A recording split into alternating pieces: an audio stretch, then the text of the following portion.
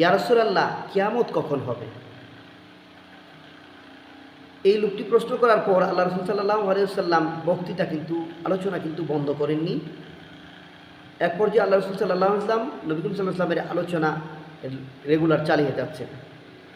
এবার এক পর্যায়ে কিছু মানুষের ভিতরে সন্দেহ হইল যে আল্লাহ রাসূল সাল্লাল্লাহু আলাইহি ওয়াসাল্লাম তার প্রশ্ন শুনেছেন কিন্তু জবাব দেননি।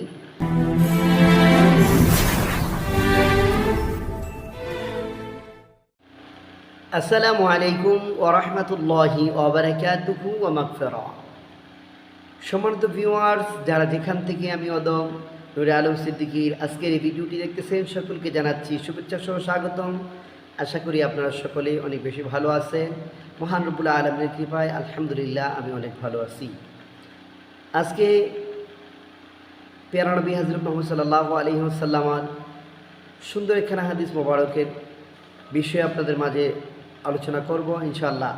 না টেনে পুরো ভিডিও দেখবেন, আশা করি উপকৃত হবেন। তো আজকের যে হাদিসটি বর্ণনা করেছেন আল্লাহ নবী সাল্লাল্লাহু আলাইহি ওয়াসাল্লামের হাদিস বর্ণনাকারী, অধিক সংখ্যক হাদিস বর্ণনাকারী সাহাবী হযরত আবু হুরায়রা রাদিয়াল্লাহু তাআলা আনহু হতে বর্ণিত। তিনি বলেছেন, রাসূল আকরাম সাল্লাল্লাহু আলাইহি ওয়াসাল্লাম একদা সাহাবায়ে কেরামদেরকে নিয়ে একটি মজলিসে বসে আলোচনা করতেছিলেন। হঠাৎ করে গ্রাম্য কোন লোক ওই মজলিসে উপস্থিত হয়ে যায়। আল্লাহ রাসূল সাল্লাল্লাহু আলাইহি ওয়াসাল্লামের দরবারে এক একজনের এক একটা আকাঙ্ক্ষা নিয়ে, এক একটা উদ্দেশ্য নিয়ে, এক একটা আশা নিয়ে উপস্থিত হয়ে যেতেন। তো প্রত্যেকের মনে এক এক ধরনের এক একটা প্রশ্ন থাকতো। আল্লাহ রাসূল সাল্লাল্লাহু আলাইহি ওয়াসাল্লামের কাছ থেকে জানার জন্য চেষ্টা করতেন। তো এই পর্যায়ে গ্রাম্য লোকটাও তার মনের ভিতরে একটা প্রশ্ন নিয়ে আল্লাহ নবীর দরবারে উপস্থিত হয়ে গেলেন। তখন আল্লাহ নবী সাল্লাল্লাহু আলাইহি ওয়াসাল্লাম যখন আলোচনা করতেছেন সাহাবায়ে কেরামদের সঙ্গে নিয়ে, তো আল্লাহ নবী সাল্লাল্লাহু আলাইহি ওয়াসাল্লামের সবচেয়ে বড় বৈশিষ্ট্য ছিল, আল্লাহ নবী যখন সাহাবায়ে কেরামদের নিয়ে আলোচনা করতেন তখন আল্লাহ রাসূল সাল্লাল্লাহু আলাইহি ওয়াসাল্লামের মন একদিকে নিপতিত ছিল, মনোযোগ ছিল একই আলোচনার ভিতরে, অন্যদিকে অন্য মনস্ক খুবই করতেন না। তো এমতো অবস্থায় গ্রাম্য লোকটি ওখানে উপস্থিত হয়ে আল্লাহ রাসূল সাল্লাল্লাহু আলাইহি ওয়াসাল্লামের কাছে প্রশ্ন করে বসলেন, ইয়া রাসূলুল্লাহ, কিয়ামত কখন হবে? এই লোকটি প্রশ্ন করার পর আল্লাহ রাসূল সাল্লাল্লাহু আলাইহি ওয়াসাল্লাম আলোচনা বন্ধ করেননি।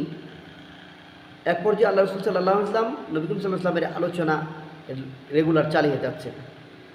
এবার এক পর্যায়ে কিছু মানুষের ভিতরে সন্দেহ হইল যে আল্লাহ রাসূল সাল্লাল্লাহু আলাইহি ওয়াসাল্লাম তার প্রশ্ন শুনেছেন কিন্তু জবাব দেননি। আবার কেউ অভিমত পোষণ করেছেন আল্লাহ রাসূল সাল্লাল্লাহু আলাইহি ওয়াসাল্লাম তার প্রশ্ন মনোযোগ দেননি বা শুনেননি। এক পর্যায়ে আল্লাহ রাসূল সাল্লাল্লাহু আলাইহি ওয়াসাল্লাম আলোচনা শেষ করে প্রশ্ন করলেন, কিয়ামত সম্বন্ধে প্রশ্নকারী ব্যক্তি কোথায়? তখন ওই গ্রাম্য লোকটা জবাব দিলেন, লাব্বাইক ইয়া রাসূলুল্লাহ, আমি এখানে, আমি জানতে চাই কিয়ামত কখন হবে। তখন আল্লাহ রাসূল সাল্লাল্লাহু আলাইহি ওয়াসাল্লাম শুধু বলে দিলেন, অপেক্ষা করো, যতক্ষণ পর্যন্ত তোমাদের সামনে অল্প শিক্ষিতরা উপস্থিত হয়ে যাবে ততক্ষণ পর্যন্ত কিয়ামত এর জন্য অপেক্ষা করো।